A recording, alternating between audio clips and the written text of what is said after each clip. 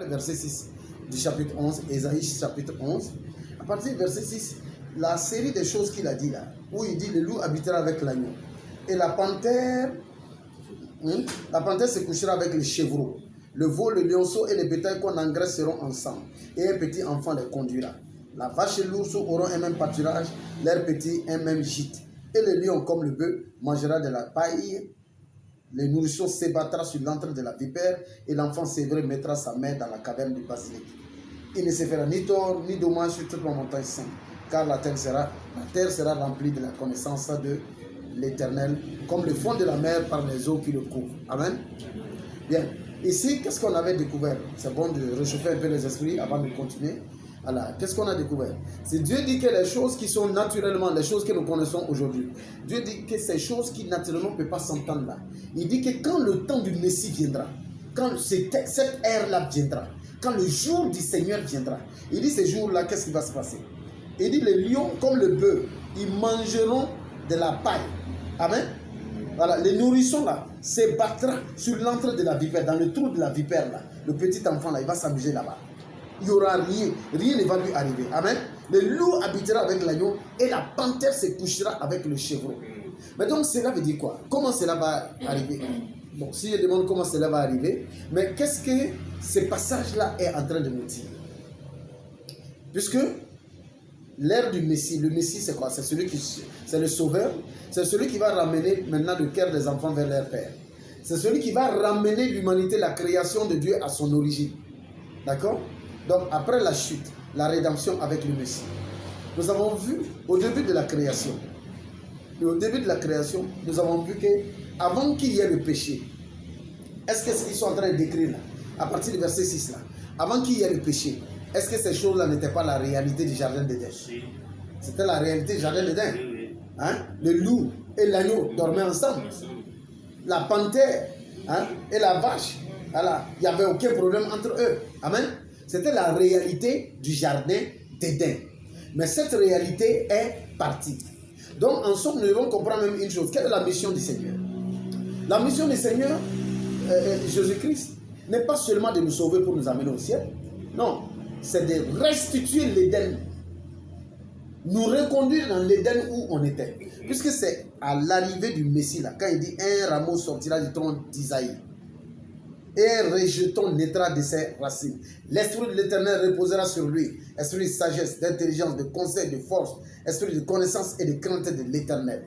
Il respirera la crainte de l'Éternel. Il ne jugera point. On parle de qui? On parle de Jésus. Amen. Mais il jugera les pauvres avec équité. Il prononcera avec droiture sur les malheureux de la terre. Il frappera la terre de sa parole comme d'une verge. C'est la parole du Christ. Amen. C'est aujourd'hui, c'est celle-là qui est répandue un peu partout sur la planète Terre. Amen. Amen. Amen. Voilà. Donc c'est de Jésus qu'on est en train de parler. Mais on dit que quand ce temps-là arrivera, quand ce sera le jour du Seigneur, quand le Seigneur va rentrer dans son jour, la Bible nous fait savoir quelque chose de fabuleux, quelque chose d'exceptionnel. Amen. La Bible nous dit qu'en ce moment, ce qui était autrefois sera encore là. Donc nous comprenons que le Messie, le Seigneur Jésus-Christ, sa venue sur la terre, ce n'est pas seulement afin que quiconque croit soit sauvé, mais c'est afin que quiconque croit soit sauvé, mais afin que nous retournons tous en Éden. Afin que la vie de l'Éden soit, que nous puissions repartir là-dedans. Amen. Vous voyez, l'étude biblique là, nous permet de comprendre des choses même que la Bible n'a pas expressément dit. D'accord? La Bible n'a pas dit expressément que non, Jésus-Christ va nous ramener en Éden. Amen. Mais quand nous voyons la description qui est faite du temps de Jésus, du temps de Messie, quand il sera là, le loup et l'agneau dormiront ensemble. Amen. La panthère comment dirais-je, et puis l'ours, ils dormiront ensemble. L'enfant jouera avec la vipère. Hein? Donc, nous comprenons que ça ramène un temps qui était en Éden. Donc, alors maintenant, puisque nous savons un peu Jésus-Christ quand il est venu, la Bible dit quoi? Hein? Qu'est-ce que Jean a dit de Jésus-Christ? Il dit, voici venir l'agneau, voilà, qui ôte le péché du monde. En réalité, le temps de Jésus, là, cette ère messianique, là, où on va voir les lions s'amuser avec la gazelle, ce serait un temps. Ce serait quel temps? Ce serait le temps où le péché va disparaître. Oui. C'est aussi simple que ça. La seule chose qui a amené les lions à manger l'homme, c'est le péché. Quand le péché est rentré sur la terre, le péché a corrompu la création. Le péché a corrompu les eaux, les arbres, les fleurs, les animaux et les êtres humains. Donc c'est toutes les dimensions de la création qui ont été corrompues par le péché. Amen. Donc dès que le péché sera ôté, on dit qu'il enlève le péché, qui ôte le péché du monde. Voici venu, voici l'agneau de Dieu vivant. Amen. Celui-là qui enlève le péché du monde. Quand le péché du monde sera enlevé, amen. Est-ce qu'aujourd'hui on peut dire que le péché est enlevé? C'est pourquoi l'œuvre du Seigneur continue. Amen, amen. Amen. Mais quand le péché sera ôté, la création va se retrouver avec une nouvelle mentalité. La création va se retrouver avec quelque chose de nouveau. Quelque chose qui était là en Éden, mais qui a disparu après Éden. La création va se retrouver avec ça. Le lion ne pourra plus faire du mal. Le loup ne fera pas de mal à l'agneau. Et la panthère se couchera avec le chevreau. Ils ne sauront même pas, le lion ne saura même pas que lui il était carnivore. Il oubliera sa nature carnassière.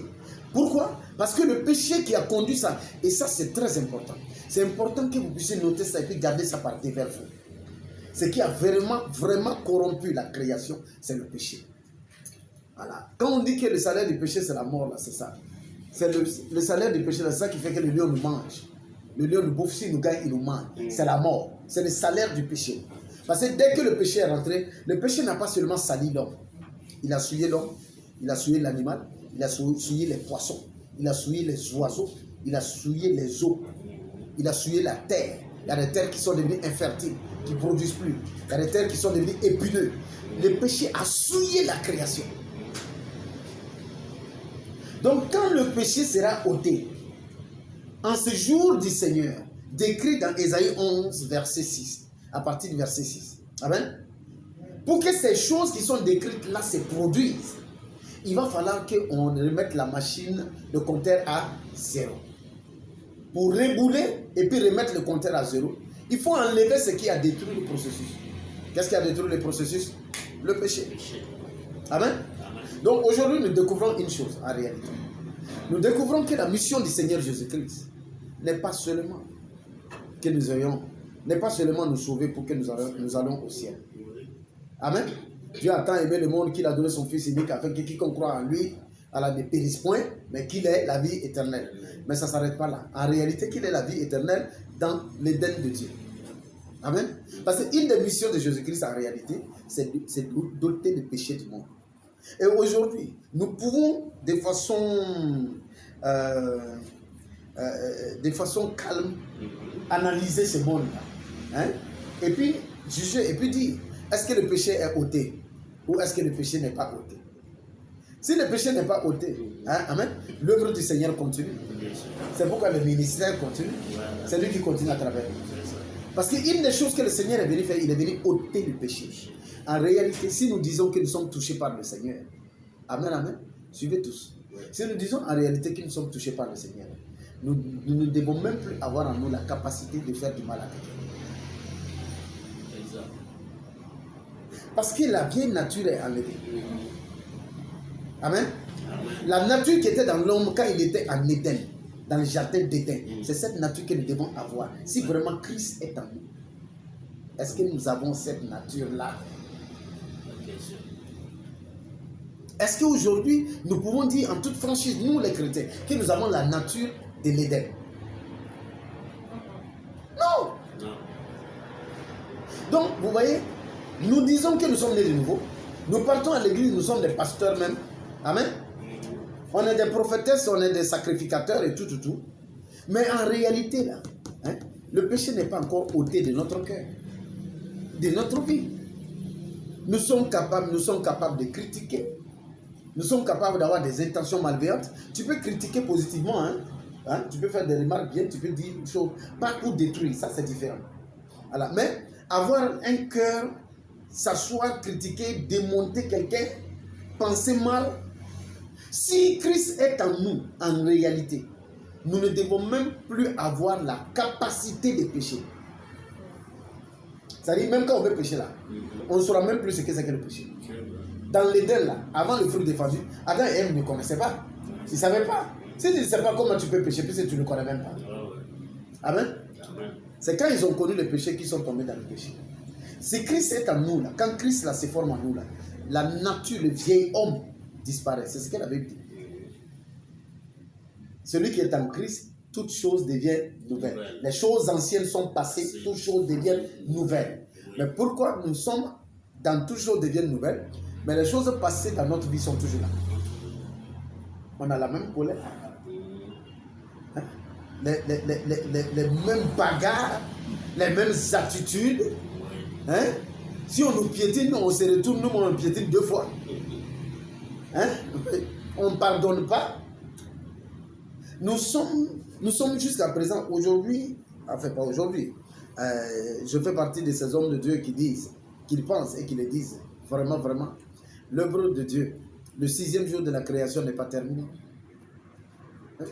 Parce que Dieu dit, la Bible nous dit que le 6e jour de la création, Dieu dit, faisons l'homme à notre image, hein, il a fait l'homme. Amen. Quand il a fait l'homme, il s'est reposé. Il a dit que cela était très bon. Mais l'homme était fait à l'image de Dieu. Amen. À la ressemblance de Dieu. Aujourd'hui, moi, je me pose la question, je me suis posé la question, j'ai posé ça à des multitudes de gens. Est-ce que nous sommes à l'image de Dieu?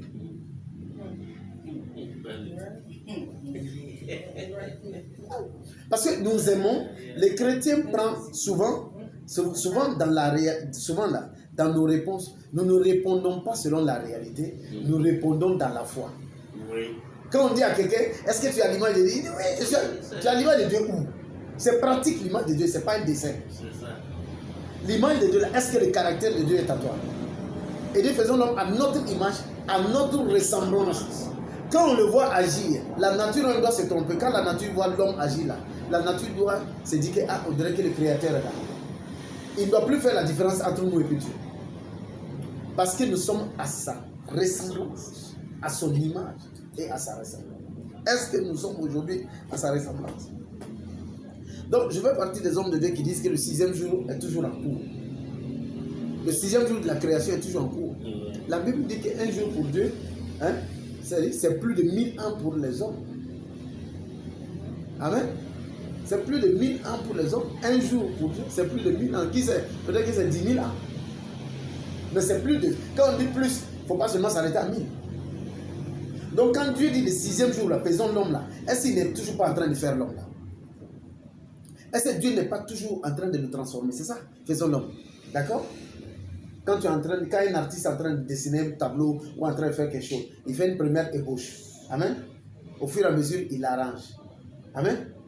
Quand vous voyez un sculpteur même là, il coupe un peu dans le bois là, c'est barbare, n'est-ce pas?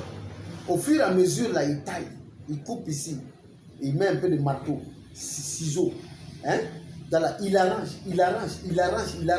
jusqu'à ce que l'œuvre soit terminée. Quand l'œuvre est terminée, elle est exactement comme ce que le sculpteur ferait. Amen. Donc moi je reste convaincu, et je suis pas sûr, il y a des milliers d'hommes de Dieu qui le pensent comme moi. Je reste convaincu que nous sommes dans le 6e jour. Que Dieu n'a pas fini de créer l'homme. Que Dieu est en train de créer l'homme. Voilà. Non, on n'a pas atteint la perfection, alors que Dieu ne peut pas se tromper. Si la Bible dit, Dieu dit que cela était bon, ça dit que quand Dieu va finir avec l'homme là, quand Dieu va regarder, Dieu va dire, il y a Tchepi. C'est bon. Il y a Soma. Amen. Parce que nous serons exactement comme il veut. Amen. Donc par conséquent, nous sommes jusqu'à présent là. Nous sommes en train d'avancer avec Dieu. Amen, amen, amen. Amen. Mais c'est plutôt une bonne nouvelle. Ça veut dire qu'il n'a pas encore terminé avec nous. Amen. Amen. Ça veut dire qu'il y a la possibilité d'arranger encore quelque chose en nous. Amen. Et c'est quand nous allons atteindre ce niveau-là, effectivement, que nous allons être exactement comme Dieu. Et quand nous allons être exactement comme Dieu, mais évidemment, puisque si nous on est guéris, la création sera guérie. C'est par nous que la création est tombée, c'est par nous que la création s'élèvera. Amen. C'est ce que la Bible dit dans Romains 8. Amen. Il dit la création a été soumise par la force. Amen. Il dit nous les enfants de Dieu, les prémices là, hein, les enfants de Dieu, c'est nous, on a souillé, c'est-à-dire qu'on s'est souillé, on a souillé la création. Et la Bible dit que quand nous on est guéris, quand nous on est sanctifié, quand nous on est arrangé, la création sera arrangée. Amen. Ouvrez vos Bibles avec moi, Romains 8.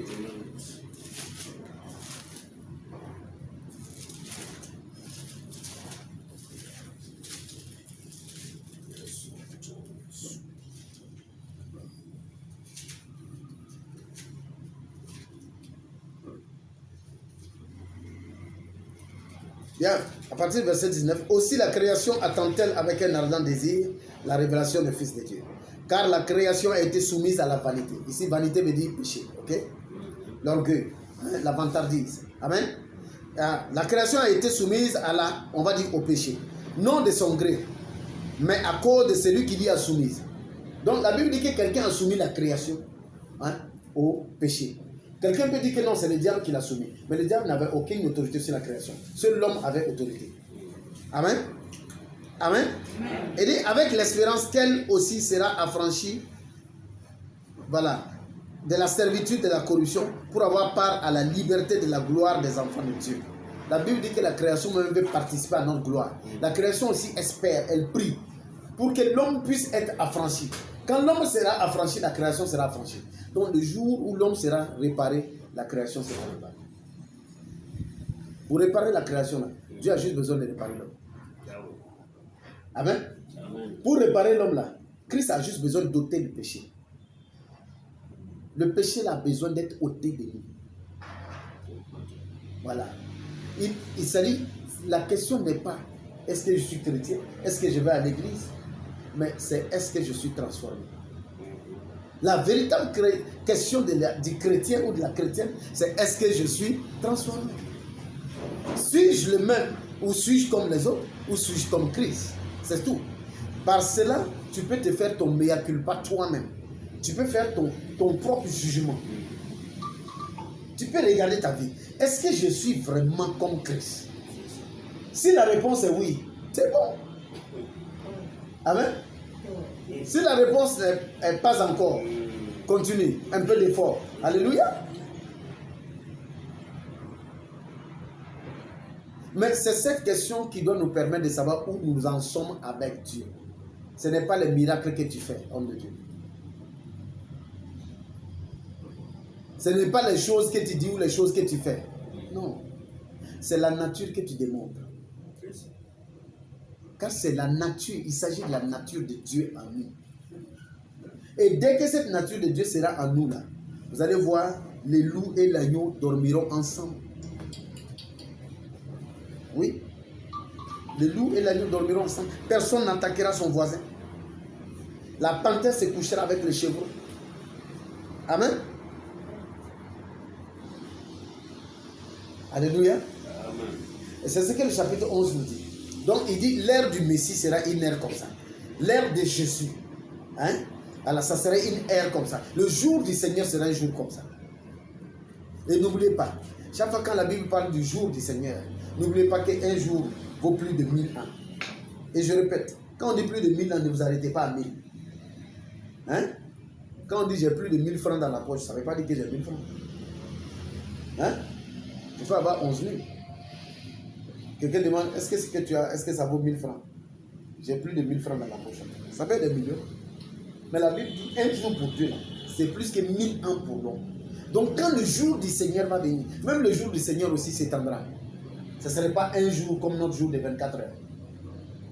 Ce serait une saison, au cours de laquelle les cœurs seront circoncis. Le péché sera ôté.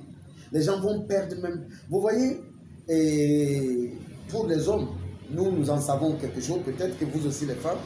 Alors, vous savez, quand c'est comme un homme qui fumait. Hein? Quand il fume, il s'assoit près des gens qui fument, ça ne le dérange pas. Parce qu'il fume. Mais quand il arrête de fumer, mais de toute façon, les anciens fumeurs sont allergiques à la fumée. Quand ils arrêtent de fumer, si quelqu'un a une distance à côté de lui en train de fumer, ça le dérange. C'est-à-dire il a perdu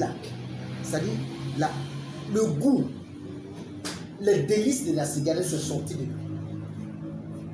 Donc quand le péché sera ôté de nous, là, quand Christ sera formé en nous, c'est comme ça le péché sera avec nous. Ça sera totalement ôté. Amen. Amen. Donc ça serait ôté à tel point que même quand nous voulons pécher, nous ne pourrons pas. Et dès que nous atteignons ces niveaux-là, la nature va atteindre ces niveaux-là. J'ai voyagé avec un scientifique qui m'a expliqué un processus. C'est très compliqué, je ne vais pas détailler le processus ici. Mais La conclusion du processus, il m'apprenait une chose. Je suis resté éberlué comme ça. Je l'écoutais comme ça. Et alors qu'avant qu'il ait dit ça, moi je lui expliquais un processus spirituel. Et ça l'a permis de comprendre ce qu'il a commencé à m'expliquer. Moi-même, ça m'a encore ouvert l'esprit. Il m'a expliqué et il m'a dit. Il m'a fait savoir. Voilà. Il m'a fait savoir la raison pour laquelle. Il m'a fait savoir la raison pour laquelle si les lions nous voient, les lions nous mangent.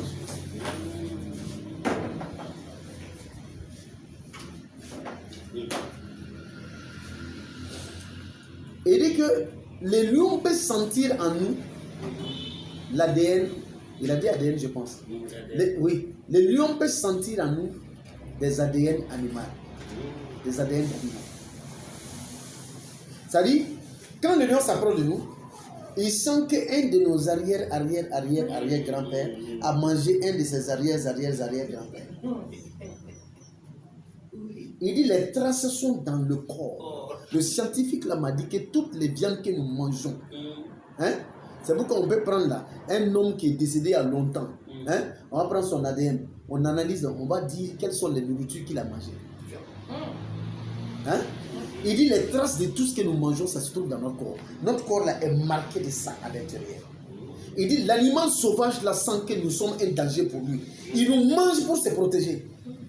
Parce que l'information qu'il a quand il nous voit, nous les mangeons.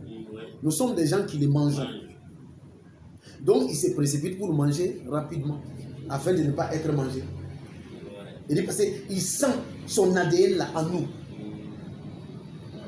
Et j'ai compris que le jour où le péché sera ôté totalement. Amen. Amen. Tout va changer à l'intérieur de nous. Amen. C'est ça qui va faire que le lion sera à côté de nous là. Il ne va pas se sentir en danger. Il ne verra pas un danger à nous attaquer. Amen. Donc, le scientifique m'a fait savoir qu'en fait, c'est nous, il y a des choses en nous qui éveillent l'animosité, hein, la cruauté des bêtes. Que ça y a en nous. Amen. Et il m'a fait savoir, et puis il m'a expliqué ça de façon scientifique. Il m'a fait savoir que quelqu'un qui n'a jamais mangé de la viande, hein, on va dire si ton arrière-grand-père, par exemple, était végétarien, ton grand-père était végétarien, ton père était végétarien, toi aussi tu es végétarien, s'il n'y a aucune trace de viande en toi, aucun animal ne va mal se comporter en ta présence. Aucun animal, quel que soit l'animal, voilà. C'est-à-dire, il va te sentir comme une plante. Tu n'es pas un danger du tout. Amen. Amen. Et ça m'a permis de comprendre ça. Le jour où le péché sera ôté de nous, nous allons nous retrouver en Éden. Amen. Donc le but de la chrétienté, du salut, le but de la présence, de la venue et de la présence de Christ, là, c'est quoi? C'est pas seulement nous sauver pour amener au ciel, mais c'est nous ramener en Éden. Jésus veut nous ramener dans le jardin d'Éden. Donc le salut est une édénisation. C'est un processus d'édénisation pour nous ramener en Éden. Nous ramener dans une dimension, dans une vie où la création est guérie autour de nous. Comme le dit Ésaïe 11 à partir du verset 6. Amen. Le loup habitera avec l'agneau et la panthère se couchera avec les chevaux. Le veau, le lionceau et les bétails qu'on engraisse seront ensemble. Amen. Le jour où tu dis que toi tu es suffisamment ouin là, hein? Que tu connais Dieu ou que tu es suffisamment ouin là, tu vas tester, voilà, tu vas tester ton onction. Tu as un lion et puis une vache, tu les mets côte à côte. Si le lion et puis la vache ne se touchent pas, s'ils ne se bagarrent pas, ton onction est réelle. Tu as atteint un niveau d'onction. Amen. Oui. C'est prophétique. Amen. Vous vous rappelez de cette histoire du jeune prophète et puis du vieux prophète? Oui. Amen, dans la Bible. Oui. Mais regardez, quand le lion a tué le jeune prophète là, le lion n'a pas touché à l'âne. L'âne sur lequel il montait là. L'âne est là. L'âne est de l'autre côté, le lion est de l'autre côté. Le cadavre du petit là est là. Et ils sont là, ils s'observent, le lion il ne bouffe pas l'âne. Donc il y avait une présence divine qui fait qu'à la présence divine, vous voyez, c'est la raison pour laquelle dans la fosse au lion. Amen. Ce n'est pas la prière de Daniel. Ce n'est pas la sainteté de Daniel. Amen. C'est la présence de l'Éternel. La présence de Dieu change l'environnement. Quand Dieu est descendu, le lion perd la sacralité. Le lion ne sait plus que lui, il mange les gens. Amen. Donc tout ce que le lion se rappelle, quand il voit le Créateur descendre au milieu, là, alors là, l'Éternel qui était là, c'était lui. Donc quand il descend, le lion devient un gros chat. Au début, c'était un gros chat. Amen. Voilà. Il se balade avec Daniel. Hein? Il ne mange pas parce qu'il ne sait même pas qu'on le mange. Amen. Voilà. C'est la présence de Dieu. Quand la présence là devient sereine, quand la présence là, elle est parfaite, elle est totale, nous allons voir des choses se produire, des choses, des miracles. Ce que nous appelons miracle actuellement là, ce n'est pas encore miracle. Il y a des miracles qui viennent. Il y a des choses qui vont se passer. Nous, on va dire vraiment, voici le miracle. Amen. Amen. Il y a des choses qui vont se passer. Et puis regardez, hein, maintenant de plus en plus là, je vois à la télé, hein, on a toutes sortes de guérisseurs et de petits apprentis sorciers ou féticheurs dans les campagnes là, qui font ça, hein, qui délivrent les gens, hein, ils chassent les démons. C'est devenu un phénomène de mode. Hein, voilà, ils guérissent les malades. Je vois une petite, il y a quelques jours là, elle monte même s'asseoir sur les gens, elle fait des trucs. Je dis, quand je voyais ça, je dis, oh, les prophètes, pauvres de vous, ils sont venus prendre votre boulot. Hein? Ce que vous faisiez là. Alors, si vous ne dépassez pas ça, les vont venir faire, vous allez faire quoi d'autre? Amen? Il y a plus grand que ça. Il y a des miracles plus grands que ça. Le miracle là, de la reconstruction de la création est plus grand. Amener la création à son état originel. Il n'y a pas de miracle plus grand que ça. Et ça, c'est le rôle du rejeton d'Isaïe. Et le rejeton d'Isaïe, c'est Jésus-Christ, notre Seigneur. Alléluia. Amen. Amen, amen. Bien. Donc, ça, c'était le chapitre 11. C'était juste un rappel. Hein? Oui. Amen. Comme on a fait, après ça, 2 semaines comme ça, on n'a pas pu faire l'étude publique. Amen. Voilà, c'était pour chauffer un peu la tête. Maintenant, on va dans le chapitre 12. Amen. Chapitre 12 d'Isaïe. Amen, amen, amen. Gloire à l'Éternel. Amen. Amen. Le chapitre 12 d'Isaïe. Tu diras en ce jour-là, je te loue, ô Éternel, car tu as été irrité contre moi, ta colère s'est apaisée. Tu m'as consolé. Voici Dieu est ma délivrance.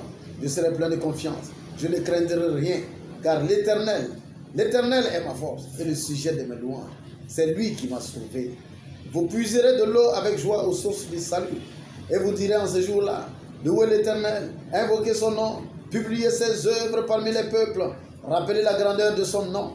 Célébrez l'Éternel car il a fait des choses magnifiques, qu'elles soient connues par toute la terre.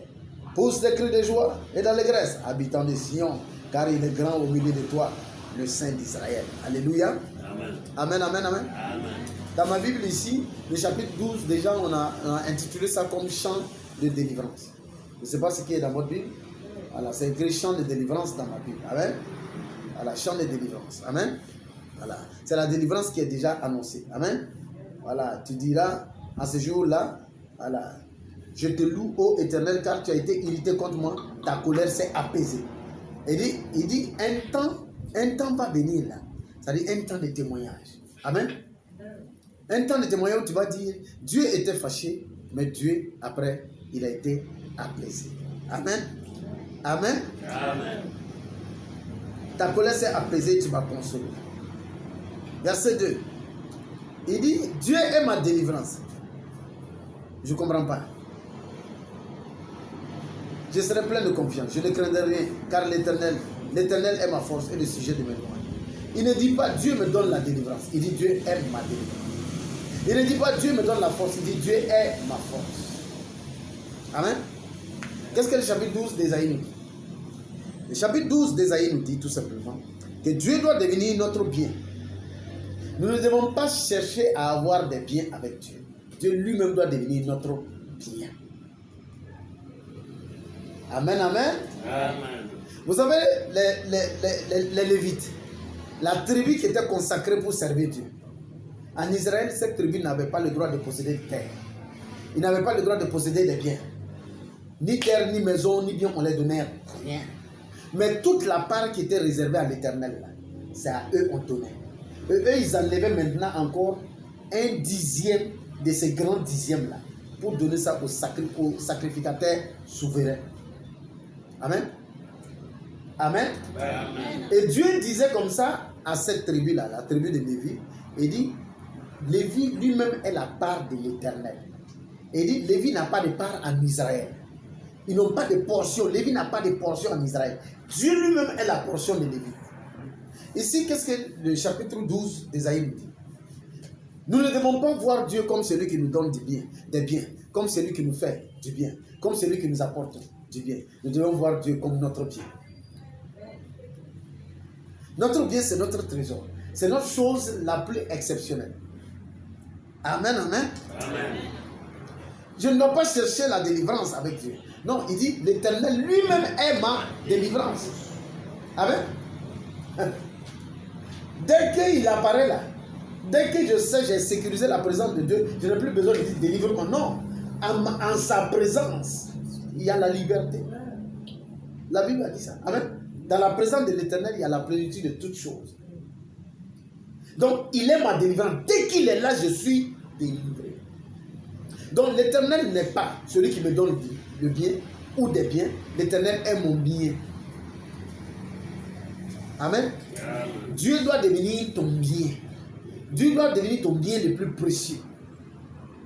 Le bien le plus précieux, là, tu le gardes jalousement. Tu ne le dilapides pas. Amen.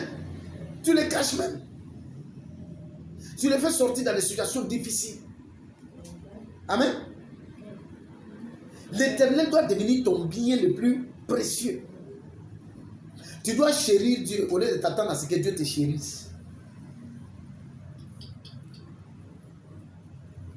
Donne envie à ce que l'Éternel, quand le jour se lève, l'Éternel a envie de venir frapper à ta porte. Combien parmi nous sommes capables de créer ça? Nous devons être en mesure de faire ça. Regardez Abraham. Abraham était tellement unique, hein, que Dieu s'arrange, Dieu fait exprès. Parce qu'il pouvait se balader ailleurs, passer ailleurs. Hein. S'il voulait partir seulement détruire Sodome et Gomorrhe, il n'avait pas besoin de passer devant chez Abraham. Amen. Il passe devant chez Abraham. Dieu rentre s'asseoir, on lui lave les pieds. Hein? On lui fait le repas de Pâques. Hein? Il mange bien. Et Dieu s'assoit, il est en train de causer avec Abraham. La causerie entre Dieu et Abraham est tellement agréable que la Bible dit même quand Dieu s'est levé avec les anges pour partir. Vous savez, quand tu as un ami ou tu as une amie, vous entendez bien, vous causez bien, vous n'arrivez pas à vous séparer. En fait, quand vous lisez bien le passage, Dieu n'arrivait pas à partir. Quand il s'est levé avec les anges pour partir là, il a laissé les anges là se dévancer un peu, il est revenu encore. Venez voir Abraham. Et il se disait dans son cœur, est-ce que je vais cacher ça à Abraham? L'amitié d'Abraham, la compagnie d'Abraham a tellement été agréable que Dieu revient. Il vient et puis il revient. Amen. Amen. Quand la Bible nous dit Abraham, l'ami de Dieu, en quoi? Il a rendu sa compagnie tellement agréable que Dieu vient s'asseoir. Certainement, Abraham ne connaissait pas l'Élohim. Amen. Mais il y avait les traces de ce Dieu inconnu là dans son cœur. Quand Dieu est venu s'asseoir là, quand il cause avec Abraham, il lui pose des questions quoi. Abraham répondait quoi. C'est-à-dire, en honorant, il pensait qu'il parlait à un étranger. Il honorait le Dieu qu'il ne connaît pas avec l'étranger là, sans savoir que c'est le Dieu là qui est l'étranger là. Chaque fois qu'il parlait, ces paroles-là plaisaient l'Éternel. Amen. Sans connaître Dieu, il connaissait Dieu. Quelqu'un va me dire comment on peut le connaître sans le connaître. Ou je dois peut-être vous poser la question. Comment on peut connaître Dieu sans le connaître? Ça, c'est vraiment une question à $10 000. Comment je peux connaître Dieu sans le connaître? Comment Abraham, il connaissait Dieu sans le connaître? Comment il pouvait plaire à Dieu sans que lui et puis Dieu, il ait d'abord été des anciens amis? Comment il pouvait émuler le caractère de Dieu? Comment il pouvait... Oui. Ils viennent de se connaître tout de suite. Mais c'est comme s'ils sont des amis depuis longtemps. Dieu lui dit tout pourquoi. Parce qu'Abraham a développé l'image parfaite de Dieu en lui. Le caractère de Dieu était en Abraham. Abraham, en lui, son cœur, sa manière de penser, de gérer le monde, les gens autour de lui. C'est la raison pour laquelle quand on va lui dire qu'on va aller détruire Sodome et puis Gomorrhe, Abraham ne connaissait personne à Sodome et puis Gomorrhe. Amen. L'autre était là-bas, mais Abraham ne savait pas que l'autre était là-bas. Ils se sont juste séparés. L'autre est allé à droite, lui il est allé à gauche. Amen. Mais dès qu'il apprend qu'on va détruire deux villes à cause du péché, Abraham commence à intercéder. Il avait le caractère de Dieu en lui. Qu'il te connaisse ou qu'il ne te connaisse pas, il ne permettra pas que quelqu'un souffre sur la terre. Quand il y a la possibilité d'apporter la justice de Dieu dans la vie de quelqu'un, Abraham est en train d'intercéder. Amen. Et Dieu a testé Abraham dans ses conversations pendant longtemps. C'est la raison pour laquelle il se lève pour partir, il revient encore le voir. Quand tu as un vrai ami, c'est comme ça. Vous vous levez, vous finissez de causer ici. Vous vous levez pour vous accompagner. Tu l'accompagnes jusqu'à chez lui. Lui aussi, tu l'accompagnes jusqu'à chez toi. Amen.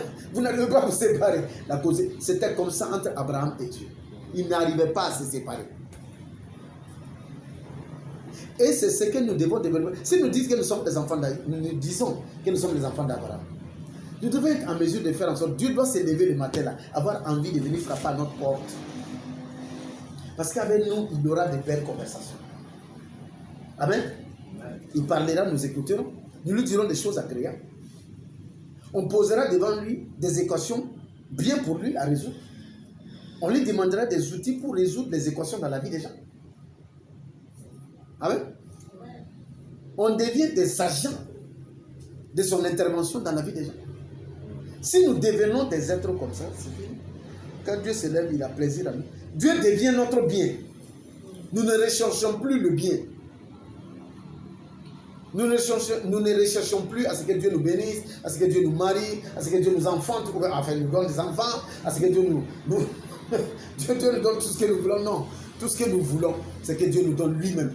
Père, donne-toi à moi, c'est tout ce que je désire. Amen. Mais c'est ce que David a pu faire, à tel point que Dieu dit, j'ai trouvé un homme selon mon... Oui. Tout est question de cœur. Quel est l'état de ton cœur? Fils, pourquoi tu as la mine serrée? Ça va? Ça va pas? Prends de l'eau fraîche. Hein? Viens prendre un peu d'eau fraîche ici. Parce que je te sens perturbé. Amen. Amen, amen. Amen. Nous devons être en mesure d'atteindre ces niveaux-là. Ma prière pour chacun de vous ici présent, c'est que Dieu se lève pour venir faire coco devant votre porte. Il y a des gens qui se lèvent très tôt le matin pour chercher Dieu. Il y a des gens que Dieu se lève très tôt le matin pour chercher. Amen. Amen. Est-ce que tu vas faire ce challenge-là? Est-ce que tu vas te lancer ce défi-là? Seigneur, je ferai en sorte que tu te lèveras, tu viendras me chercher. Tellement je serai agréable. Je serai irremplaçable. Regardez David. Il dit à Dieu quoi? Quand il est malade, Ézéchias, c'est pareil. Il dit à Dieu, si tu me tues, oui, bonsoir. Il dit, mais si tu me tues, qui va te louer? Comme si lui n'est pas là, la personne ne peut louer Dieu. C'est-à-dire, la personne s'est rendue unique aux yeux de Dieu. De telle sorte que Dieu me dit, non, non, aïe, c'est celui-là, c'est bon. Hein? J'avais dit qu'il va mourir, mais il ne va plus mourir maintenant. Parce qu'il a dit quelque chose. Nous devons chercher à avoir ce truc unique avec Dieu. Chacun de nous doit attraper quelque chose là. Si ce n'est pas nous, Dieu ne trouve même pas quelqu'un avec qui il va faire ça. Il va tourner, et puis il va venir dire, ma fille, je te pardonne parce que j'ai besoin de toi. Amen, amen, amen. Gloire à l'Éternel. Amen. Nous devons atteindre ce niveau-là. Dieu doit devenir notre bien. Amen. Et on l'utilise pour payer ce qu'on veut payer. On l'utilise pour voyager. On l'utilise pour faire. C'est notre bien. Dieu est ma délivrance. Il est ma force. Il ne me donne pas de la force. Non, il est ma force. C'est différent. Si quelqu'un demande à ce que Dieu lui donne de la force. Quand la personne ne sent pas la force en lui, il y a des combats qui ne vont pas entamer. Amen. Mais quelqu'un d'autre dit à Dieu, non, Seigneur, toi tu es ma force. Donc quel que soit l'état dans lequel je suis, je peux aller dans tous les combats. Parce que ce n'est pas moi, c'est lui qui est ma force. Amen. Parce que c'est lui qui demande à être rempli lui-même. Hein? Pour faire les choses lui-même. C'est bon, ce n'est pas le péché. Amen. Mais il y aura une limite. Mais celui qui dit, non, l'Éternel est mon bien. L'Éternel est ma force. Il ne dit pas, Seigneur, donne-moi la force. Il dit, tu es ma force. Il ne dit pas, Seigneur, donne-moi l'onction. Il dit, tu es mon onction. Amen. Mais le jour où, ça dit, quel que soit le combat, la situation dans laquelle tu es, tu n'as pas peur. Car tu ne pars pas par toi-même. Tu pars avec lui et par lui. Amen, amen, amen. Alléluia. Amen. Je serai plein de confiance. Je ne craindrai rien. Verset 2. Voici Dieu est ma délivrance. Amen. Car l'Éternel est ma force et le sujet de mes louanges. Alléluia. Il y a des gens qui louent Dieu quand ils sont contents. Ils louent Dieu quand on dit il faut le louer. Mais non, ici il dit il est le sujet de ma louange. Je le loue là pour lui-même, c'est pas pour moi. C'est pas pour que moi je sois un jaï. Hein? Voilà, c'est pour lui-même. Je le loue pour lui-même. Il est le sujet. Amen. Amen ou pas amen? C'est lui qui m'a sauvé. Verset 3. Il y a quelque chose encore que Dieu nous dit dans le verset 3. Amen. Vous puiserez de l'eau avec joie aux sources du salut. Vous puiserez de l'eau avec joie aux sources du salut. Maintenant, j'aimerais poser la question à quelqu'un. Est-ce que quelqu'un peut me dire ce que me dit ce passage? Je vais boire un peu d'eau. Quelqu'un peut me dire ce que me dit ce passage? Essayons.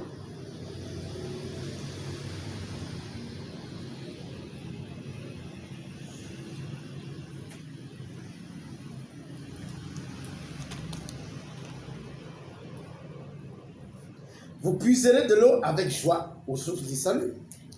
Essayons d'expliquer. Qu'est-ce que vous avez compris? Vous avez lu ces passages plusieurs fois. Les pasteurs ont lu ça pour vous. À l'étude biblique ici, là, on est tous pareils. Hein? Donc, on est dans la même classe. Amen. Donc, sentez-vous à l'aise. Il ne faut pas que quelqu'un m'a dit que c'est le pasteur qui doit répondre. Nous tous, on est en train d'apprendre. Amen. Oui, vous puiserez avec joie aux sources du salut. Qu'est-ce que cela veut dire? Oui, pasteur, tu peux essayer. On peut essayer. Oui. Et pour moi, l'eau représente la vie. Voilà. Puiserai de l'eau avec joie au sources du salut. Moi, je comprends que c'est une restauration de vie. Peut-être de trouver au travers de ça. D'accord. Essayer. D'accord, oui, tu as essayé. Mais tu es en chemin. Tu es un Shadrach. Hein? Ça va de pair, hein, papa? Ouais. C'est-à-dire que notre seule joie se trouve dans le Seigneur. Non. Oui, la vraie joie du chrétien, où vraiment écrit en jaillit, c'est dans le Seigneur.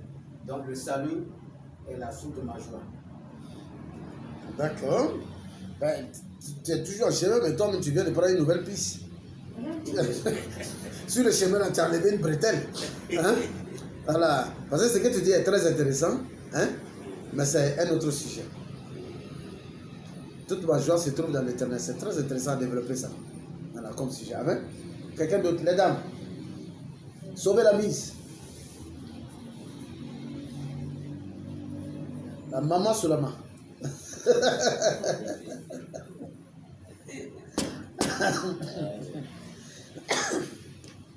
Maman.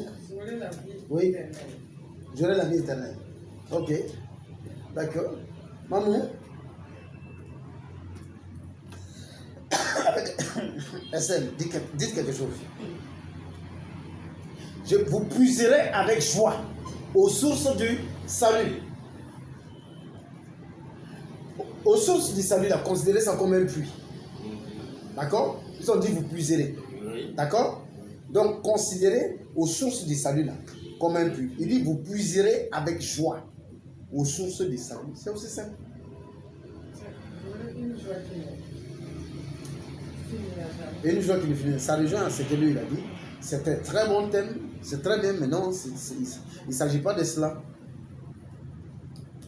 En fait, c'est la clé du magasin du salut comme ça. La clé du magasin du salut. Le salut, là, c'est comme un magasin. C'est comme un supermarché, il y a des choses dedans. Quand on a le salut avec Dieu, il y a des choses, il y a des richesses qui sont cachées dans le salut. Mais maintenant, la clé pour jouir de ces richesses-là, c'est la joie. C'est pas que l'Éternel sera ma joie, non. Il ne s'agit pas de ça. C'est qu'il n'y a qu'avec la joie que je suis capable de puiser dans le magasin là, du salut là. Je peux enlever les richesses là dont j'ai besoin seulement avec la joie. C'est pourquoi David dit, dès qu'on me dit allons dans la maison de l'Éternel, je suis dans la joie. Parce que la clé pour rentrer dans la maison de l'Éternel, c'est la joie. Amen. Tu n'as pas besoin d'être saint pour aller dans la maison de l'Éternel parce que sa maison sanctifie les souillés. Amen. Tu n'as pas besoin d'être parfait, sa maison parfaite, ceux qui ne sont pas parfaits. La seule chose que tu dois partir avec dans la maison de Dieu, c'est la joie. Donc, si tu n'as pas la joie en toi, vous allez voir quelqu'un va partir à l'église. Les gens chantent, les gens dansent, les gens reçoivent la presse, les prophéties, disent Amen. Vous allez voir quelqu'un assis, la mine serrée, hein, triste. De la manière la personne est revenue là, c'est comme ça la personne va partir. Sans rien puiser. Parce qu'il n'y avait aucune joie en lui. Mais celui qui est emballé, qui se laisse emporter, qui saute, qui danse, qui court partout, qui fait tout ce que les pasteurs sont en train de dire ou bien en train de faire, qui est emballé par ce qui se passe, il ne peut pas sortir du culte là sans son miracle ou sans un miracle. Dis Amen. Amen. Amen. La clé du magasin du salut là, c'est la joie. C'est pourquoi la Bible dit n'attristez pas le Saint-Esprit de Dieu. Tu ne vas pas pour chercher la joie avec Dieu. Tu vas avec la joie et on t'ouvre la porte. Maintenant, quand tu es dedans là, si tu veux, fais tout ce que tu veux pour qu'il te restaure. Amen. Mais tu vas avec la mine serrée, tu restes dehors. On dit dehors les grincements des dents, les murmures et puis les cris. C'est dehors, c'est pas dans la maison du roi. Les grincements des dents ne sont jamais dans la maison du roi. Vous vous rappelez de ce dîner du roi là, le dîner que le roi a fait, et puis les gens sont venus, hein? Il a vu quelqu'un qui est mal habillé, il dit jetez-les dehors, là où se trouvent les grincements, les murmures, les cris, dehors. Les mines serrées là ne peuvent pas. C'est pourquoi quelqu'un peut avoir, Dieu peut te faire une grâce, Dieu peut t'introduire quelque part, Dieu peut te donner accès à quelque chose. Mais si tu n'as pas la capacité de rendre grâce, d'être reconnaissant, de montrer de la joie pour ce que Dieu a fait, pour la porte qu'il ouvre là. Si la porte là ne se ferme pas, c'est toi qu'on va enlever du point. Soit toi, on va t'enlever, jeter. Ou alors la porte va se fermer. Parce que tu n'as pas utilisé la bonne clé. Amen. Donc la clé pour prendre les richesses qui sont dans la maison de l'Éternel, c'est la joie. Dis avec moi la joie. Amen.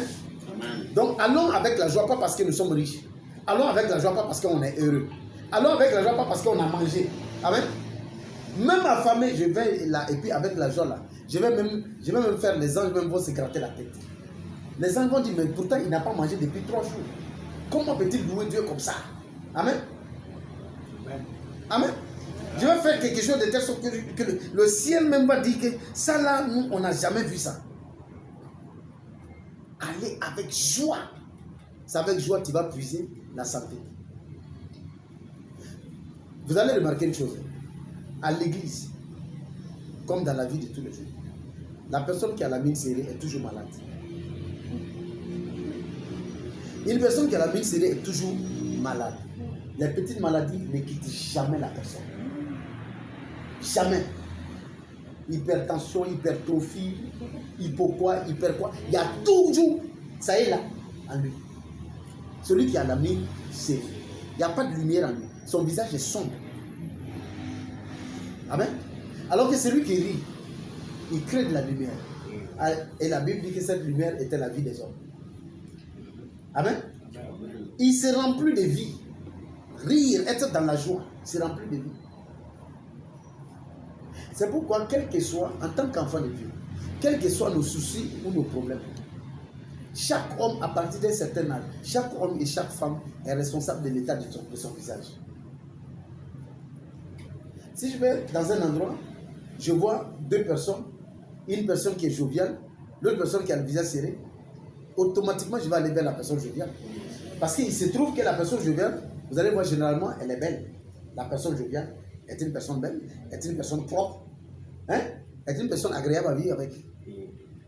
La personne qui a visage bon, hein? Tout le temps en train de critiquer, en train de rejeter, en train de trouver toujours des malheurs dans la vie des gens. Cette personne empoisonne ta vie. Et la personne est étonnée de voir que lui il prie, mais il n'y a pas de réponse. Mais tu vas avec la mauvaise arme. Il dit, vous puiserez aux sources du salut avec joie. S'il n'y a pas la joie, tu ne peux pas puiser. Tu vas lancer ta puisette là. Ça sort percé. Ça ne prend pas l'eau. Mais va avec la joie. Lance ta puisette. Quand ça sort, tu vas voir. Amen. Amen. Donc nous découvrons une chose aujourd'hui. C'est que nous avons besoin là d'émuler la joie. Pas parce que nous sommes bénis. Nous n'avons pas besoin d'être dans la joie parce qu'on est béni. On n'a pas besoin d'être dans la joie parce qu'on a de l'argent, parce qu'on a du boulot ou parce qu'on a un enfant. Non, on doit être dans la joie. Quel que soit, David dit, je suis toujours dans la joie. Dès que quelqu'un dit, allons chez Dieu, là, c'est bon pour moi. Mais s'il n'y avait pas allons chez Dieu, là, je vais être triste. Amen. Mais il y a des gens, il faut les négocier pour partir à l'église. Hein? Ou bien on a l'étude biblique comme ça, de temps en temps, il faut les appeler pour les dire, mais pourquoi tu ne viens pas? Tiens, l'étude biblique. Hey, que l'Éternel nous aide. Amen. Voilà. Mais un jour, ils vont tous arriver au même niveau. Amen. Amen. Si nous faisons de Dieu notre bien, vous allez voir, l'étude biblique là-bas devenir un programme obligatoire dans le cerveau de tout un chacun. Les gens pensent que s'ils doivent comparer ça à un culte, ils pensent qu'un culte est plus important que ça, c'est faux. Le culte est le petit-fils de l'étude biblique. L'étude biblique, c'est la grand-mère, c'est l'arrière-grand-mère qui donne naissance à une prédication. C'est connaître Dieu, connaître les mystères de la Bible. Le connaître parfaitement dans tous les détails. Là même quand tu vas après à l'église, quand le pasteur prêche, non, toi-même, tu es à une autre dimension. La parole même qui n'a pas encore dit là, ça vient vers toi. Amen. Mais les gens vont tout faire, ils ne vont pas rater culte parce qu'on aime avoir la conscience tranquille. Nous sommes le peuple de la culpabilité. Il y a la culpabilité en nous. Donc comme on veut toujours avoir la conscience tranquille, oui, dimanche là, les gens vont tout faire pour partir au culte. Ils ne vont pas rater. Mais l'étude biblique là, ou les enseignements, ou autre chose, ça, ils peuvent rater. Amen, amen. L'Éternel est ma délivrance. Que l'Éternel soit ta délivrance. Amen ou pas amen? Amen. Amen. On va pouvoir toucher le chapitre 13, c'est très intéressant. Parce que le chapitre 12 est très petit, hein? D'accord? Amen. Voilà. Et je me suis juste arrêté au verset 3 là. Vous lisez le reste, c'est célébrer Dieu, c'est toujours le chant de délivrance là-bas. Louez-le, invoquez-le, célébrez-le. Et puis croyez-moi, je répète encore, s'il vous plaît, vous ne pouvez pas louer Dieu, célébrer Dieu si vous n'êtes pas dans la joie. Regardez une chose, des gens chantent en étant tristes. Mais c'est dangereux, c'est une malédiction. Ils sont en train de chanter, ils sont dans le choral là. Dis-moi, on est en train de chanter, ils sont en train de chanter, ils sont pas gays. Ils ne sont pas contents, mais ils chantent. Pardon, il ne faut pas chanter, il faut sortir. Parce que la louange de l'Éternel, tu prends ça pour amplifier ta tristesse. Regardez le visage des chanteurs. Les gens, ils chantent de façon professionnelle. Ce n'est plus de façon passionnelle.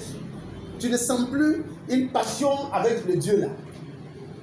Parce que quand ils sont là, quand tu les vois, ils sont en train de louer, ils sont en train de tout contrôler avec le regard. Ils louent, ils regardent ici, ils donnent des directives ici. C'est quelle louange? C'est quelle adoration? Une adoration dans laquelle toi-même tu es perdu pour Dieu. Tu ne sais même plus si tu es sur la terre, si tu es au ciel, tu ne sais plus. Comment ça veut dire que leur adoration est maîtrisée? C'est géré. Amen. Nous devons apprendre à rentrer dans les dimensions avec ce Dieu-là. Amen, amen, amen, amen. Gloire à Dieu. Amen. Il dit, pousse des cris de joie et d'allégresse, habitant de Sion, car il est grand au milieu de toi, le Saint d'Israël. Amen. Il est grand au milieu de toi, le Saint d'Israël. Amen. Chapitre 13. La ruine de Babylone. Oracle sur Babylone révélé à Ésaïe, fils d'Amos. Sur une montagne nue, dressée une barrière. Élevez la voix vers eux, faites des signes avec la main, et qu'ils franchissent les portes des tyrans. J'ai donné des ordres à ma sainte milice. J'ai appelé les héros de ma colère, ceux qui se réjouissent de ma grandeur. On entend une rumeur sur la montagne, comme celle d'un peuple nombreux. On entend un tumulte du royaume, des nations rassemblées. L'Éternel des armées passe en revue l'armée qui va combattre. Ils viennent d'un pays lointain, de l'extrémité des cieux. L'Éternel et les instruments de sa colère vont détruire toute la contrée. Gémissez car le jour de l'Éternel est proche. Il vient comme un ravage du Tout-Puissant. C'est pourquoi toutes les messes s'affaiblissent et tout cœur d'homme est abattu. Ils sont frappés d'épouvante. Les spasmes et les douleurs les saisissent. Ils se tordent comme une femme en travail. Ils se regardent les uns les autres avec stupeur. Leurs visages sont enflammés. Voici le jour de l'Éternel arrive, jour cruel, jour de colère et d'ardente fureur, qui réduira la terre en solitude et en exterminera les pécheurs. Car les étoiles des cieux et leurs astres ne feront plus briller leur lumière. Le soleil s'obscurcira dès son lever et la lune ne fera plus luire sa clarté. Je punirai le monde pour sa malice et les méchants pour leur iniquité. Je ferai cesser l'orgueil des hautains et j'abattrai l'arrogance des tyrans. Je rendrai les hommes plus rares que leurs faim. Je les rendrai plus rares que leurs deux filles. C'est pourquoi je prendrai les cieux et la terre sera secouée sur sa base par la colère de l'Éternel des armées. Au jour de son ardente fureur, alors comme une gazelle effarouchée, comme un troupeau sans berger, chacun se tournera vers son peuple, chacun fuira vers son pays. Tous ceux qu'on trouvera seront percés, tous ceux qu'on saisira tomberont par l'épée, les enfants seront écrasés sous leurs yeux, les maisons seront pillées et leurs femmes violées. Voici, j'excite contre eux les menaces qui ne font point cas de l'argent et qui ne convoitent point l'or. De leurs arcs, ils abattront les jeunes gens et ils seront sans pitié pour le fruit des entrailles. Leur œil n'épargnera point les enfants. Et Babylone, l'ornement des royaumes, la fière parure des Chaldéens sera comme Sodome et Gomorrhe que Dieu détruisit. Elle ne sera plus jamais habitée. Elle ne sera plus jamais peuplée. L'arabe n'y dressera point sa tente et les bergers n'y parqueront point leurs troupeaux. Les animaux du désert y prendront leurs gîtes. Les hiboux rempliront ses maisons, les autruches en feront leur demeure, et les boucs y sauteront. Les chacals hurleront dans ses palais, et les chiens sauvages dans ses maisons de plaisance. Son temps est près d'arriver, et ses jours ne se prolongeront pas. Amen, amen, amen. Amen. Amen. Le chapitre 13 là nous parle de la ruine de Babylone. Amen. Mais la ruine de Babylone là est organisée autour du jour de l'Éternel. Ici, un des thèmes les plus marquants dans ce chapitre-là, c'est le jour de l'Éternel. Amen. Amen. Le jour de l'Éternel. Amen. Amen. Amen. Amen. À partir du verset 1, il dit, verset 2, sur une montagne nue, dressez une bannière, élevez la voix vers eux, faites des signes avec la main et qu'ils franchissent les portes des tyrans. Amen. Dieu commence ici en disant quoi? Il commence ici en s'adressant déjà à son peuple. Le peuple qui lui est acquis. Le peuple, le reste qui est saint, qui est là. Amen. Il dit dresser une bannière sur la montagne. Amen. Ici, Dieu est en train de dire à son peuple là, élevez les standards. Devenez une tour de contrôle. Positionnez-vous à un point où vous allez être la lumière des nations. Vous allez pouvoir diriger les autres nations. Amen. Il dit, élevez la voix vers eux, faites des signes de la main. Il dit à son peuple, sur une montagne nue, dressez une bannière. Il dit, élevez l'Éternel au-dessus des montagnes. Ça veut dire quoi? Que les hauts lieux de nos villes, de nos pays, de nos contrées, que les hauts lieux là appartiennent à Dieu. Ici, Dieu est en train de dire quoi? Élever des autels qui vont dominer sur tout le territoire. Amen. Amen. Quand le peuple de Dieu va se trouver à une position où nous dressons une bannière sur une montagne nue, amen, nous, alléluia, amen, nous élevons la voix vers eux. Il dit élevez la voix vers eux, faites des signes de la main et qu'ils franchissent les portes des tyrans. Faites des signes pour dire aux gens, continuez à avancer. Amen.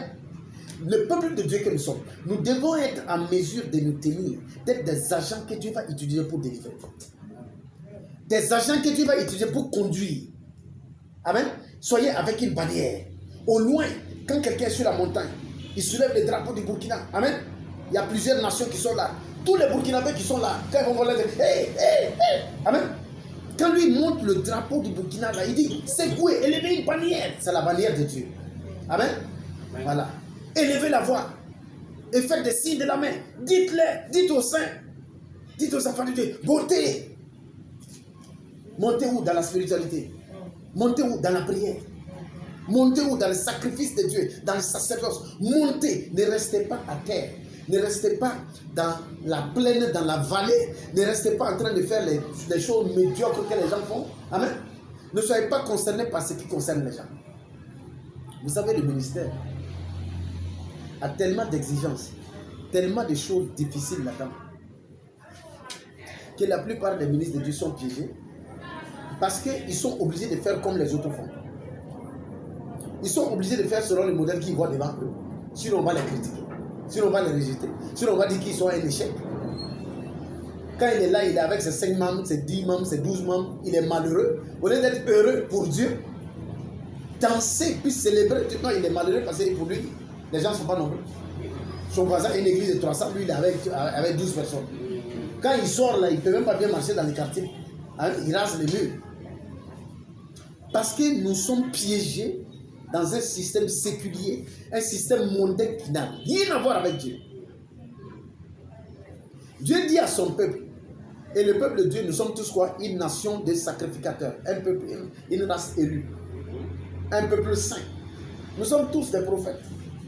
Tous. Amen. Des apôtres, des docteurs, des évangélistes, tous. Amen. Amen. Il dit dresser une bannière sur la montagne. Élevez la voix, parlez, criez. Et faites des signes de la main. Qu'ils franchissent les portes des tyrans. Amen. Amen. Les portes des tyrans, ça c'est une autre porte de la méchanceté. On verra les différents portes cette année, lors des mois. Amen. Les clés, les portes, nous les verrons. Amen.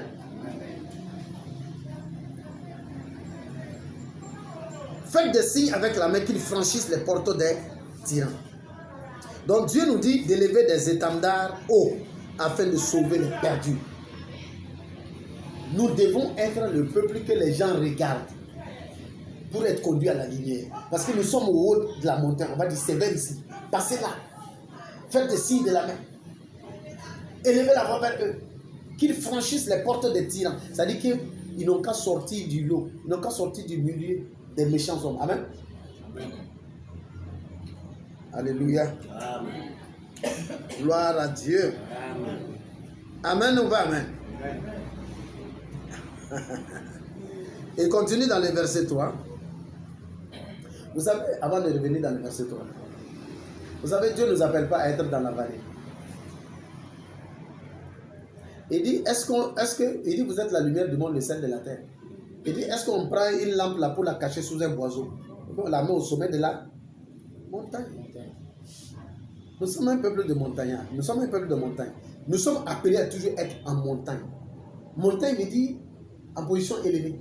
Élevé dans la spiritualité, élevé dans la prière, élevé dans le sacerdoce.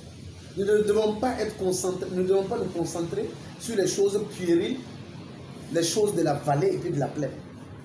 Les bagarres inutiles, les batailles qui n'ont pas de sens, ni tête ni queue. Amen. Nous devons être des gens que les autres voient là et puis ils sont inspirés. Le jour où tu vois, où, même sans prêcher, ta vie est une prédication. Oui, ce jour-là, tu as atteint un niveau avec Dieu. Le jour où quelqu'un te regarde servir Dieu et puis la personne veut servir Dieu parce qu'il te voit servir Dieu. Ça, c'est le meilleur des témoignages. Le jour où quelqu'un te voit vivre ta vie, il a envie d'être comme toi. Ça, c'est le meilleur des témoignages. Nous n'impactons pas. Nous n'allons pas transformer le monde là à force de paroles. C'est par un changement d'attitude, de comportement. Amen. Amen. La parole ne changera rien. Et puis, regardez une chose. Les gens n'écoutent pas ce que vous dites. Hein. Les gens écoutent ce qu'ils voient. Je répète. Les gens n'écoutent pas ce que tu dis. Les gens écoutent ce qu'ils voient. Amen. Amen. Prends un petit enfant. Hein. Passe ton temps à mentir près de l'enfant. Et puis tu lui dis toujours, non, non, toi, mon fils, il faut toujours dire la vérité, il ne faut pas mentir. Mensonge n'est pas bon. Mais quand le bailleur vient, tu dis, allez-y, dis que je ne suis pas là. À ton avis, le temps que l'enfant grandisse, quelle va être son attitude? Il va apprendre à dire au bailleur qui n'est pas là. C'est ce qu'il a vu. Tu l'as dit de ta bouche, il faut toujours dire la vérité. C'est pas ça qu'il va écouter. Ce qu'il t'a vu faire, c'est ça qu'il va écouter. Tu mens, il va mentir. Tu frappes ta femme, ton enfant va frapper sa femme. Oui, ça va venir à lui, il ne le fera même pas exprès. Il va grandir quoi? Il va frapper sa femme. Les choses que tu fais, il va le faire. Donc c'est ce qu'on met devant toi là. Tu deviens, c'est-à-dire la chose là t'impacte et puis te transforme. C'est pourquoi il faut faire attention à ce que l'on voit. Ce que tes yeux voient constamment, ce qui est exposé devant tes yeux constamment, finit par rentrer en toi.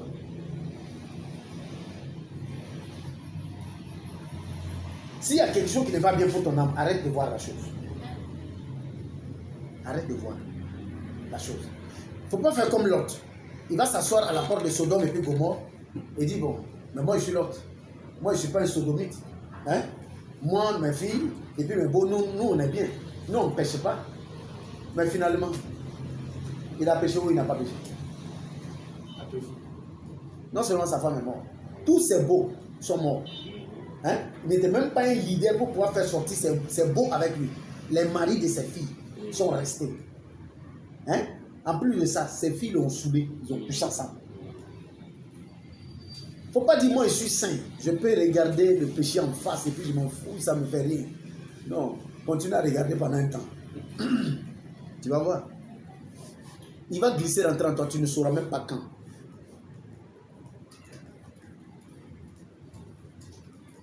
Amen. Donc nous devons développer autre chose, nous devons développer une chrétienté utile. Nous devons être une milice à part. C'est-à-dire une force spéciale dans l'armée. Vous voyez l'armée, la grande armée. Voilà, nous devons être autrefois ce qu'au Burkina on appelait RSP. Nous devons devenir RSP de Dieu. Il y a l'armée, il y a son RSP. Amen. Vous allez voir, c'est de ça qu'il va mentionner. Verset 3. Il dit, j'ai donné des ordres à ma sainte milice. Milice, c'est ça. C'est un corps particulier dans le corps d'armée. Amen. J'ai appelé les héros de ma colère. Il dit les héros de ma colère. Ceux qui se réjouissent de ma grandeur. J'ai donné des ordres à ma sainte milice. J'ai appelé les héros de sa colère. Donc Dieu dit qu'il y a des agents qui sont les héros de lui, sa colère. Quand il est en colère, c'est eux qui rentrent dans la danse. Amen. Amen. Ceux qui se réjouissent de ma grandeur. On entend une rumeur sur les montagnes. Amen. C'est la milice de Dieu qui est en train de se réunir. En tant que milice de Dieu, là, nous ne devons pas être dans la vallée. Nous devons être sur la montagne. Amen. Et dit, on entend des rumeurs, on entend des bruits de pas sur la montagne. Amen ou pas amen? Amen. Comme celle d'un peuple nombreux, on entend un tumulte de royaumes, des nations rassemblées. L'Éternel des armées passe en revue l'armée qui doit combattre. Dieu a son armée. Hein? Amen. Amen. Il passe en revue son armée qui doit combattre. Il dit, verset 5, il vient d'un pays lointain, de l'extrémité des cieux. Waouh! L'Éternel et les instruments de sa colère vont détruire toute la contrée. Ici, il y a encore un thème qui est sorti. La Bible a appelé ce groupe-là, ces gens-là, instruments de la colère de l'Éternel. Amen. On a parlé des saintes milices, on a parlé des héros de la colère. Et la Bible dit encore que les instruments de la colère de Dieu. Donc les instruments de la colère de Dieu, ici, c'est comme une arme. C'est comme des hommes en armes. Amen. Qui vont aller combattre pour Dieu. ce sont les instruments de sa colère. Amen. Les instruments de la colère, nous savons qu'il y a une catégorie d'anges qui font partie des instruments de la colère de Dieu. Amen. Instruments de sa colère. Amen. Amen ou pas? Amen. Amen. Amen. Amen. Alors, on peut dire que Jésus est quel genre d'instrument? Instrument de salut. D'accord. C'est pas loin. Hein? Jésus est l'instrument de sa compassion. C'est en Jésus Dieu a montré sa compassion. Il a tant aimé le monde qu'il a donné son Fils. Jésus est l'instrument de sa compassion. Moïse est l'instrument de sa loi. Abraham est l'instrument de son alliance.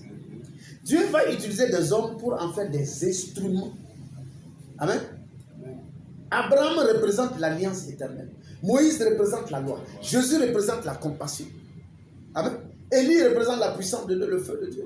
Daniel représente la sagesse. Job représente la sagesse, l'intelligence de Dieu. L'intégrité. Amen. Ils ont tous été un instrument quelconque entre les mains de Dieu. Alors toi, aujourd'hui, la question que tu dois te poser, la prière que tu dois faire, Seigneur, je veux être un instrument utile entre tes mains. Soit tu veux devenir instrument de la colère de Dieu, soit un autre instrument. Non, instrument de la colère, il n'est pas fâché contre toi. C'est toi qui utilise toi pour punir les gens. Voilà. Ici, instrument de colère, ça ne veut pas dire qu'il est en colère contre toi. Voilà. Mais il t'utilise quand il est en colère contre un peuple, contre des gens, il t'utilise.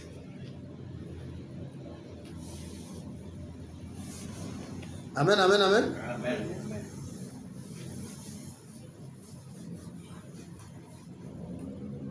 À partir du verset 6. Verset 5 d'abord. L'Éternel et les instruments de sa colère vont détruire toute la contrée. Verset 6. Gémissez, car le jour de l'Éternel est proche. Il vient comme un ravage du Tout-Puissant. C'est pourquoi toutes les mains s'affaiblissent et tout cœur d'homme est abattu. Ils sont frappés d'épouvante. Les spasmes et les douleurs les saisissent. Ils se tordent comme une femme en travail. Ils se regardent les uns les autres avec stupeur. Leurs visages sont enflammés. Voici le jour de l'Éternel arrive. Voici le jour de l'Éternel arrive. Jour cruel, jour de colère, d'ardente fureur. Je m'arrête un peu là. Amen. Amen. Dis-nous pas la maman.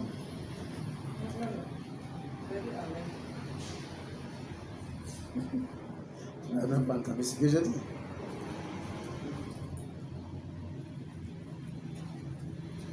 Maman, ça va? Amen, amen, amen. Tu veux devenir instrument du repos de l'Éternel? Amen. Alors, ici, à partir du verset 6 là. Amen. Jusqu'au verset 9, sinon c'est jusqu'au verset 13. Quand vous dites c'est jusqu'au verset 13, 6 jusqu'à verset 13. Ici, on te dit, quand tu lis, on te parle du jour de l'Éternel. Mais maintenant, dans la pensée globale, dans la pensée générale, les gens pensent que le jour de l'Éternel, c'est un jour glorieux, un jour de fête, un jour d'enlèvement. Mais la Bible dit que c'est un jour terrible. Le jour de l'Éternel, c'est un jour qu'on doit redouter. Le jour de l'Éternel, le jour qu'on appelle jour de l'Éternel, c'est un jour de tremblement, de fureur, de volcan, de destruction. Le jour de l'Éternel, ce n'est pas un bon jour, c'est un mauvais jour. Amen. N'oubliez pas que le jour n'est pas un jour. Le jour peut être plus de 1000 ans, 10 000 ans. Amen. Mais quand nous entrons dans le jour de l'Éternel, il dit ce jour arrive. Lui-même, il dit, quand il décrit ce jour, il dit, toi, gémissez car le jour de l'Éternel est proche. Il vient comme un ravage du Tout-Puissant. Il dit, les mains s'affaiblissent. Les cœurs d'hommes sont abattus. Ils sont frappés d'épouvante. Les spasmes et les douleurs les saisissent. Ils se tordent comme une femme en travail. Ils se regardent les uns les autres avec stupeur. Leurs visages sont enflammés. Voici le jour de l'Éternel, jour cruel, jour de colère et d'ardente fureur. Amen. Dans les enseignements que moi j'avais reçus quand j'étais disciple, je croyais que le jour de l'Éternel, là, c'était un jour pompeux, un jour glorieux, un jour de joie, un jour de fête. Amen. Jusqu'à ce que je découvre cela dans la Bible. que le jour de l'Éternel est un jour terrible. Le jour de l'Éternel est différent du jour du Seigneur. Il y a 2 jours. Le jour du Seigneur, ça c'est le jour du Fils de Dieu. Amen. Ce jour est différent du jour de l'Éternel. Amen, amen. Le jour du Seigneur est un jour de terreur. Le jour de l'Éternel est un jour de terreur. Mais le jour du Seigneur est un jour d'espoir. Regardez. Le jour du Seigneur, là, c'est ce jour-là qui nous a été donné dans Ésaïe chapitre 11 à partir du verset 6. Quand on dit, le loup et l'agneau dormiront ensemble. Hein? C'est le jour de l'espoir. C'est de la restauration. Amen. De la solution, de la guérison. Donc c'est un jour beau, c'est un jour agréable. Le jour du Seigneur. Car n'oubliez pas, c'est dans ces passages du chapitre 11 que la Bible nous parle d'un tronc, hein, un rejeton d'Isaïe. Un rameau sortira du tronc d'Isaïe. Un rejeton naîtra. Amen. Amen. Et c'est de Jésus on parlait. Donc on annonçait le jour de Jésus. Et le jour de Jésus, c'est le jour où le lion et l'agneau vont dormir ensemble. C'est le jour où le serpent s'amusera avec le bébé. Amen. Amen. Donc le jour du Seigneur, c'est un jour bon, c'est un jour glorieux, c'est un jour faste, c'est un jour de célébration. Mais le jour de l'Éternel est un jour à fuir. La Bible dit, Dieu même dit dans la Bible, il dit si le jour de l'Éternel te surprend en brousse, reste en brousse. Si ça te surprend sur un toit, reste sur le toit, ne descends pas, ne cherche pas à descendre. Il dit là où ça va te trouver là, reste là-bas. Parce que ça va être un jour terrible. C'est ce jour-là, la Bible dit que 2 personnes seront couchées sur un lit, une personne sera enlevée, l'autre restera. C'est un jour de pleurs, de séparation, de douleur. Le jour de l'Éternel n'a jamais été un jour gai. Ça a été un jour terrible. Amen. Amen, amen, amen. Amen.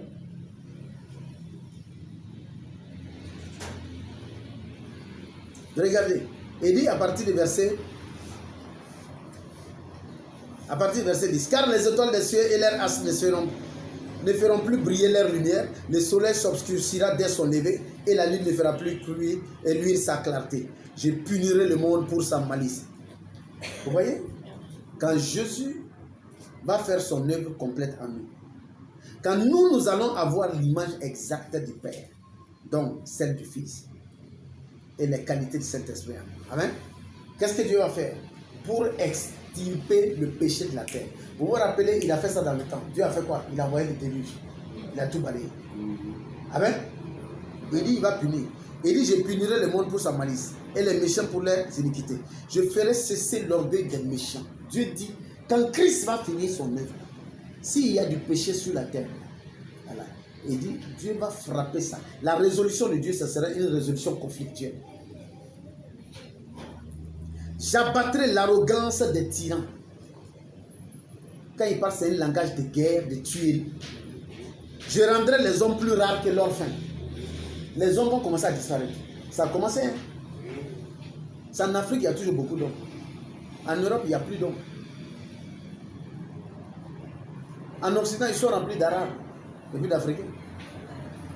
Les hommes sont en train de disparaître. Il dit, je rendrai les hommes rares comme leur faim. Je les rendrai plus rares que l'or d'Ophir. C'est pourquoi je branlerai les cieux et la terre sera secouée sur sa base par la colère de l'Éternel des armées. Au jour de son ardente fureur, alors comme une gazelle effarouchée, comme un troupeau sans berger, chacun se tournera vers son peuple. Et dit, Dieu dit que bientôt un jour arrive, il va frapper la terre. Quoi. Chacun va se lever, commencer à courir dans tous les sens. Les agnis vont essayer de courir pour aller vers les agnis. Les baoulés vont rejoindre les baoulés. Chacun va dire, là où ça va là, on n'a qu'à aller voir le Dieu de notre vie. C'est mieux. Peut-être qu'on sera sauvé. Tellement ça va chauffer. Les gens, aujourd'hui, la chrétienté, et puis les gens continuent à penser, plus le temps avance, oh, nous aurons la domination. Hein, plus le temps avance, nous allons conquérir. Plus le temps avance, nous allons... Non. Dieu va frapper la terre. Il y a des choses qui vont ébranler même le croyant. Il faut que parmi nous, là, il faut que certains qui croyaient croire se rendent compte qu'ils ne croyaient pas assez. Beaucoup d'appelés, très peu d'élus. Pourquoi parmi les beaucoup, ils vont devenir très peu? À cause des défis. À cause des choses qui vont arriver, beaucoup vont perdre la foi. Ils vont enlever, déposer. C'est bon pour moi, c'est bon. Voilà, j'abandonne. Je n'en peux plus. Il dit, tout le monde courira, chacun va courir pour aller vers son peuple. Amen, amen, amen. Amen.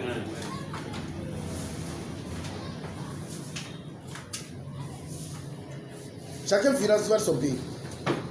Tous ceux qu'on trouvera seront percés, et tous ceux qu'on saisira tomberont par l'épée. Leurs enfants écrasés sous leurs yeux, leurs maisons épiées et leurs femmes violées. Quelqu'un m'a dit, mais le jour de l'Éternel, là, pourquoi on décrit des trucs, des scènes comme ça, leurs femmes violées, leurs enfants écrasés sous leurs yeux. Et dit, quand Christ va arriver là, quand l'œuvre de Christ sera terminée en nous, Dieu va punir la méchanceté sur la terre. Parce que pour ramener la terre là, en Éden là, il faut qu'il extirpe le mal. Et on ne négocie pas le mal. On ne négocie pas avec le mal. Il va l'écraser. C'est pourquoi Christ a besoin d'enlever le mal en nous. Parce que quand le jour de l'Éternel viendra, ces jours-là, tous ceux qui ont les ADN du mal en eux seront détruits. Donc si nous, maintenant, on est né de nouveau, on a l'ADN du bien, l'ADN de Christ en nous, nous n'avons plus l'ADN du mal en nous. Amen. Donc au jour de l'Éternel, la destruction viendra pour tous ceux qui ont l'ADN du mal en eux. Nous serons épargnés. Dieu va les enlever, les extirper. Et en ce moment, la création va rebooter. C'est comme on reboot un ordinateur. Ça va être relancé. Et les nouveaux hommes qui vont habiter sur cette terre, croyez-vous, cette terre existera pendant encore des millions d'années. Mais il y aura des nouveaux hommes ici, pas nous. Il y aura des êtres nouveaux. Mais les nouveaux hommes qui vont peupler cette terre-là, leur vie sera comme en Éden. Ils ne connaîtront pas la méchanceté. Jusqu'à ce qu'eux aussi tombent. Eux aussi ils pêchent encore. Pour que le processus aussi est lancé avec eux. Peut-être qu'ils vont envoyer, Dieu va envoyer un d'entre nous pour être leur sauveur. Amen. Nous sommes tous des Christ en fabrication. C'est pourquoi la Bible dit qu'il est le premier-né d'entre ses plusieurs frères. Amen. Il est sauveur, nous sommes appelés à être des sauveurs. Nous sommes appelés à être des Christ. Amen, amen. Gloire à l'Éternel. On va s'arrêter ici aujourd'hui. Amen. Et en 5 minutes, s'il y a des questions, je vais répondre à ces questions. Amen. Mais ce que nous comprenons, ce que nous recevons aujourd'hui, en plus d'avoir fait une révision du chapitre 11, nous avons vu le chapitre 12, où il est question de la joie comme étant la clé qui nous permet de puiser dans les trésors publics de Dieu. La joie. Amen. Voilà. Et dans le chapitre 13, nous voyons ici, voilà, Dieu nous dit d'élever nos étendards, d'avoir des étendards élevés. Amen. De nous constituer comme une armée, hein, une milice spéciale dans l'armée, comme des agents du salut, comme des gens qui dirigent les autres. Amen ou pas amen? Amen. Amen. Gloire à l'Éternel. Est-ce que nous avons des questions? Que tout le monde soit béni. Amen. Amen. Que la grâce de Dieu soit avec chacun de nous. Amen. Que la connaissance de Dieu continue à avancer avec nous, amen, à nous éclairer davantage. Amen. Il a dit que nous sommes la lumière du monde. Que Dieu nous donne à notre lumière de continuer à briller. Amen. Amen. Que nos étoiles continuent toujours à briller. Amen. Que notre soleil continue à briller. Amen. Que notre lune continue à briller. Amen. Que nous soyons remplis de connaissances. Ceux qui seront remplis de connaissances, c'est eux qui survivront. Amen. Ceux qui seront remplis de connaissances, c'est eux qui vont traverser la tempête. Quand les temps durs viennent, ce n'est pas ceux qui prient beaucoup qui vont résister. Non, ceux qui prient beaucoup, ils risquent de tomber les premiers. Parce qu'ils vont dire, mais pourquoi? Nous on a prié, pourquoi il y a ça? Les gens disent, ils ont prié, mais pourquoi il y a le malheur? Mais ils ne savent pas que le malheur fait partie du plan de Dieu pour amener le plus grand plan de Dieu à se réaliser. Amen. Il y a des choses qu'il faut que ça se produise pour que ce que Dieu a prévu là se réalise. D'accord?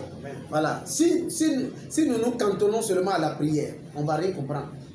Il y a des choses, on va prier contre ça, alors qu'on est en train de prier contre la volonté de Dieu. Amen. On va fatiguer le ciel pour rien. Mais si nous comprenons les choses, c'est pourquoi l'apôtre Paul dit, quand vous priez avec intelligence. Amen. Voilà, prions avec intelligence, prions de telle sorte que ce que nous disons là, ça a un sens pour le ciel. Amen. Que l'Éternel bénisse tout un chacun. Voilà. Et qu'il nous donne de nous tenir devant lui, remplis de connaissances, remplis de révélations, remplis d'intelligence et de sagesse. Au nom de Jésus.